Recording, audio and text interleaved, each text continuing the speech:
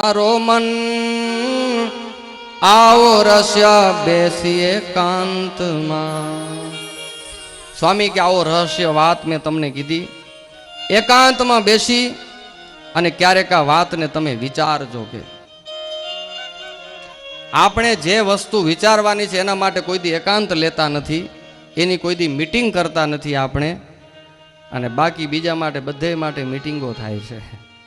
સ્વામી કે આના માટે કોઈક દિવસ એકાંત પકડજો આ વાત વિચારવા માટે કે મારે શું મેળવવાનું છે ને શું મળ્યું છે ને મારે કેવું જાળવવું પડશે. માણ નવરો જ નથી થતો જગતના વ્યવહારમાંથી. હો, એક કરીને ત્યાં બીજો, બીજો કરે ત્યાં ત્રીજો વ્યવહાર ઊભો છે ને આખી જિંદગી વ્યવહારની વિટામણામાં માણસ પૂરી કરી નાખે છે. આ તો ઠીક છે, આપણે આ સત્સંગનો યોગ થયો એટલે આપણે થોડાક આ બાજુ નમે અહીં, બાકી જગતમાં નજર કરજો તો બીજા માણસોને પૂછજો તો કોઈ દી તમને ભગવાન આગળ નમવાનું ટાઈમ છે? વિષયની પાછળ જ બિચારા જગતના જીવ હળિયું કાઢેરા. એને કોઈ કહે કે થોડુંક તો કાંઈ કરો તો કહે છે નવરાત જ ક્યાં, કે એક પછી એક બીજું કાંઈક કામ ઊભું જ છે. હટિયું કાઢેરા માણસો, અને નવરાત તો કોઈને મળવાની નથી. એક કરશો તો બીજું ઊભું થશે. આપણા સંતો ઘણી વખત વાત કરે, ઓલા પોઠિયા એક માણસ પાસે હશે, પછી એક નોકર રાખ્યો, ભાઈ તું પોઠિયા તું સંભાળ ને ચારવા જા ને એની સંભાળ લઈ તને પગાર દઈ થાય એટલો. કે તો પગાર નક્કી કર્યો, એક ભેગી શરત નક્કી કરી કે આ પોઠિયા તું લઈ જા, પણ બધા પોઠિયા બેહી જાય ને પછી તારે બેવાનું, એના પહેલા બેવાનું નહીં. તો ભાઈ એવડું કોણ કામ કરે? તો પગાર તું ખપે એટલું માગી લે વધુ, પણ તારે કામ આવી રીતે હાંચવાને પોઠિયાને. તો દોઢો પગાર નક્કી કર્યો અને બધા પોઠિયા લઈ અને વગડામાં ગયો. આખો આમ ઘાસ ચરાવ્યું, પછી પાણી પાયું, વડલાનું ઝાડ હતું એને નીચે એને છાયણામાં એમ કે બેસે, એટલે પોઠિયા બધા એક પછી એક બેઠા. 99 બેહી ગયા, એક માંદલો પોઠિયો હતો 3 પગો, સમજ્યા ને, એક કપાયેલો હતો, એ ઊભો હોય મારો. 99 બેહી ગયા. હવે ઓલા શરત કરેલી શેઠિયાએ કે બધા બેહી જાય પછી બેવાનું, એટલે હવે શું કરવું? વિચારમાં ચડી ગયો કે આ પોઠિયો કઈ બેસશે. તે બાજુમાં જઈને માથે હાથ ફેરવે ને વાલ કરે ને કે બેહી જા, હું ખાધા ભેગો ને પીધા ભેગો ને થાક લાગ્યો, થોડોક આરામ લેતો થાઉં. કે એવી જનાવરની જાત સમજે એમ? માણે મન સમજે? એટલે બે તો નથી, આ ડોબું સમજ્યા ને પોઠિયો. વિચાર કર્યો કરવું શું, કે હવે તો ધક્કો દઈને બેહારવો પડશે. એટલે ટાંટી જાલીને દીધો ધક્કો, ધબ દઈને જ્યાં પોઠિયો પડ્યો ને તો એ તો પડ્યો, પણ 99 ઊભા થઈ ગયા બીજા. હવે એને કઈ બેહારવા? એ ગયો હાલો, અને આને કઈ બેવાનો વારો આવે ગયો. તો નિષ્કોળાનંદ સ્વામી કે આ વાત એકાંતે બેસીને વિચારજો, પણ એકાંતે બેવાનું ટાઈમ કે ને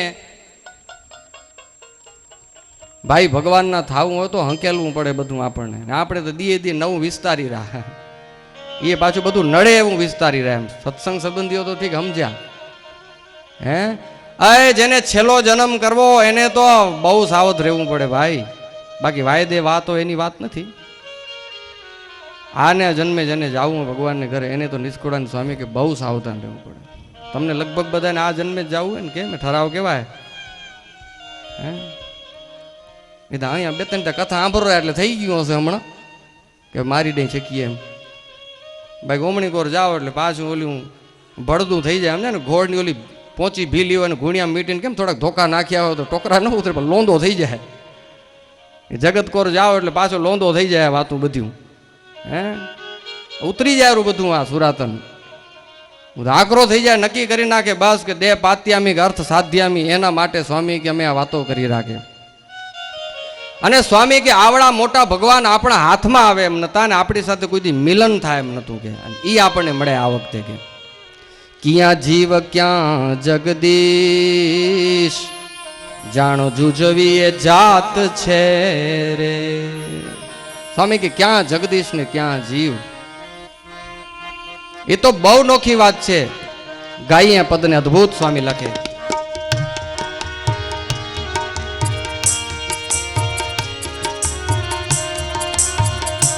ક્યાં જીવ ક્યાં જગદીશ, જાણ જુજવ્ય જાત છે રે. ક્યાં જીવ ક્યાં જગદીશ, જાણો જુજવી એ જાત છે રે મર આપીએ સો સો શીસ તોય વણ મળ્યાની વાત છે માપીએ સો સે તો એ વણ્યાની વાત છે રે કિયા કીડી કરી મેળાપ ભેળા થવા ભેદ છે રે કિયા કીડી કરી મેળા ભેળા થવા ભારે ભેદ છે રે કિયા પૂરણ પુરુષોત્તમ આપ કિયા જીવા જેને કેદ છે કિયા પૂર્ણ પુરુષોત્તમ આપ કિયા જીવજને બહુ કેદ છે રે અતિ અણ મળ્યાનું એ મળવું માઈક અમાઈક ને રે અતિ અમર્યાનું મળો માઈક ને એ તો દયા કરી ધરી દે આવે ઉધારવા અનેક ને તે તો દયા કરી ધરીને આવે ઉતરવા અનેક ને રે કિયા જીવ કિયા જગદીશ જાણ જુજવ્ય જાત છે રે કિયા જીવ કિયા જગદીશ જાણો જુજવી જાત છે નિષ્કુળાન સ્વામી મહારાજની મોટપ ગાશે. આજની કથા થોડી નોખી છે. કાલે તમને મેં કીધું હતું કે આવતીકાલનું પડ નોખું આવશે. ઓપરેશન પછીની આ તો આશ્વાસનની વાતો છે. અને સ્વામી હવે તો મહિમા કહે છે બધું. ખૂબ 3D વઢ્યા, ખૂબ વઢ્યા સ્વામી. અમારું પાણી કાઢી નાખ્યું. સાધુને તો લીધા ને હોટા લઈને હો, વાહલો રંધલા લીધા, છોલે હરખા કરીને. અને લાકડાને તો હવે માર્કેટમાં જવું તો છોલાવું જ પડે ને. ખડબચડું લાકડું હોય ને, ફર્નિચરના રૂપમાં થવું હોય તો કાંઈ એમને હાથ ફેરે તો થાય નહીં. અને પાણાને પાણીને પોતા કરે રાખ્યું તો કાંઈ માહિતી મૂર્તિઓ ન બને. એ પાણીને પોતાથી મૂર્તિઓ ન બને તો ટાંકડાના ઘાથી જ એમાંથી ઘાટ નીકળે. એટલે સ્વામી આ આગળના કડવામાં ખૂબ સાધુને કસ્યા. આમ મેળ નહીં પડે કે ભેખ લીધે કાંઈ ભગવાન મળવાના નથી. બહુ વઢ્યા પછી સ્વામી કે હવે આપણે કાંઈ ગણતરીમાં નથી ભગવાનની આગળ.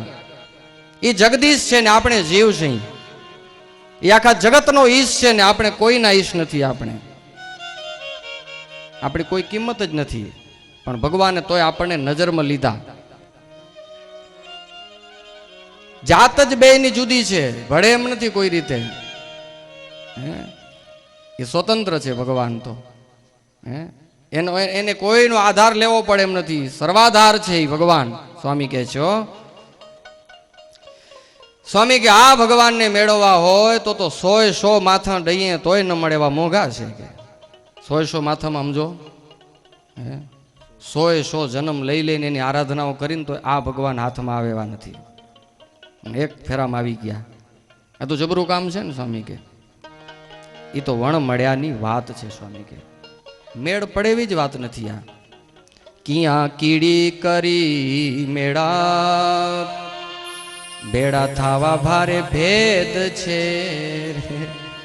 કીડીબાઈની હાથીભાઈની કોઈ દિવસ ભાઈબંધી કેમ ભેરવી? ક્યાં કીડી ને ક્યાં હાથી? ઓલો ધાધેડે હાથી કીડીને કેમ મેળ પડે? કીડીબાઈએ હાથીની સાથે હેન્ડશપ કરવા માટે શું આરાધના કરવી?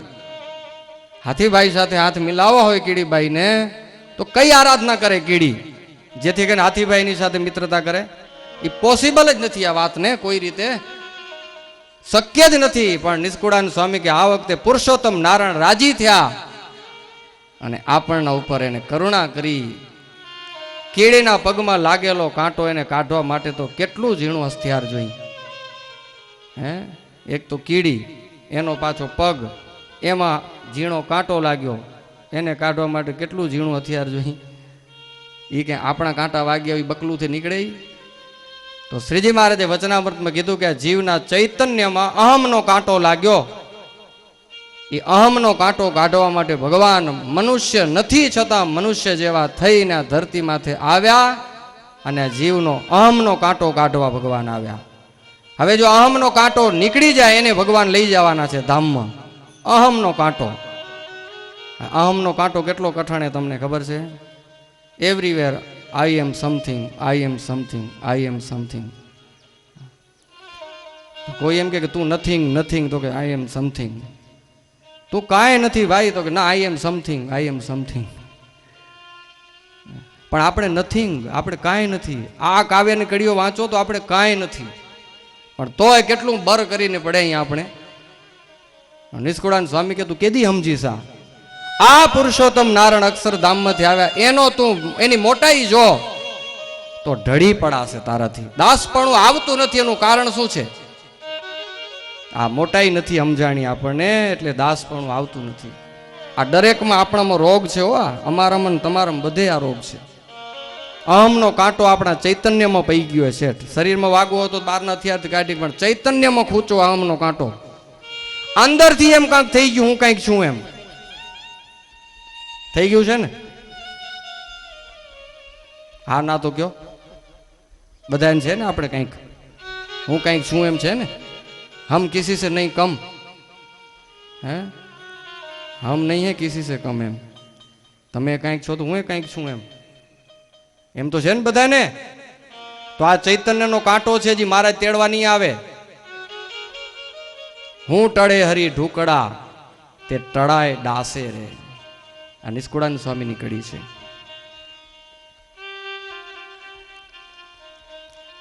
આપણે ટળ્યું નથી હજી. હો તો કેદી ટાળશું? આ જન્મે, બીજે જન્મે. આ તો છેલ્લી ફાઇનલની વાતો હાલે છે ભાઈ. તૈયારી કરો હવે, હું ટાળી નાખો. મહારાજ વચનામૃત કે અમને કોઈ પ્રકારનો અહમ ગમતો જ નથી, કે કોઈ પ્રકારનું નહીં. હું રૂપાળો છું, કે હું વિદ્વાન છું, કે હું પંડિત છું, કે એકે પ્રકારનું અમને માન મહારાજ કે ગમતું જ નથી ને. કે મહારાજ કે પહેલા તો અમારે કામી ઉપર બહુ અભાવ હતો, અને હવે માની તો દીઠો જ નથી ગમતો. કે હવે જેને દીઠાય ગમતા નથી આપણી રાખશે પોતાની સેવામાં. એમ તમને જે મન દીઠો ગમતો ન હોય એને તમે તમારી દુકાનમાં બેહારો ખુરશીમાંથી, એમ એ શક્ય જ ક્યાં છે? એટલે નિષ્કુળાનંદ સ્વામી કે આ તો બહુ છેટું થશે. એટલે 64 પદીમાં નિષ્કુળાનંદ સ્વામી સંતોને ટકોરીને કહે છે કે સંતો હવે તમે તો મૂકો અહમપણું. આ ગ્રસ્તને તો કદાચ હોય. સ્પેશિયલ 64 પદીમાં સ્વામી એના કડવામાં ભાવ લખતા જાય છે. આપણે તો મૂકી દઈએ હવે. એમ હવે શેનો અહમ આપણે રાખીએ? કાંઈ નહીં, બસ હું તો કે હું હરિનો દાસ.